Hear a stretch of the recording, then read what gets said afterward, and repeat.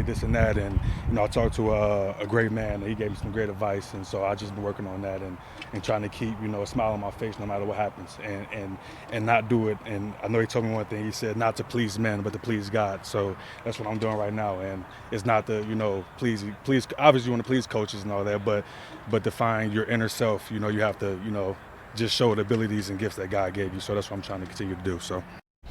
So there it is, Derek Barnes. Let go and let God control what you can control, right? And it's about putting the work in. And you know what? Hopefully Derek Barnes, think about it, right? If he is a great support and, used sort of off the bench, whether he's a starter or not, playing to the top of his game, he's we talked about the linebacking crew.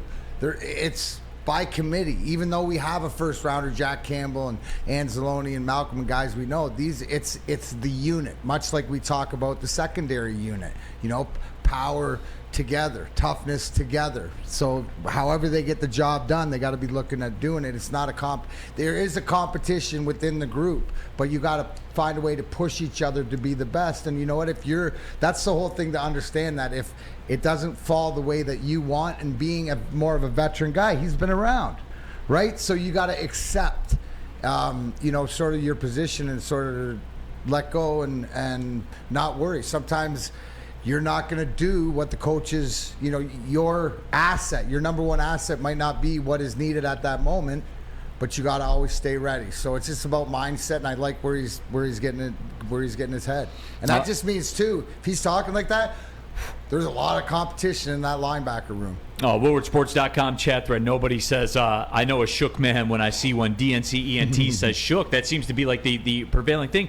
I think people got to remember, though, Derek Barnes was, what, a fourth-round pick, right, Flan? I believe he was a fourth-round pick. Yeah, I believe so. So, I mean, people acting like LT's about to be unseated here. This is how things are supposed to work. When you have a draft and you draft a guy using premium draft capital, you expect him to come in here and beat out the fourth-round picks. Am I crazy with that, though, D-Mac? For me, what I hear about that is it means, yet again, a draft pick seems to be on point. That's my takeaway.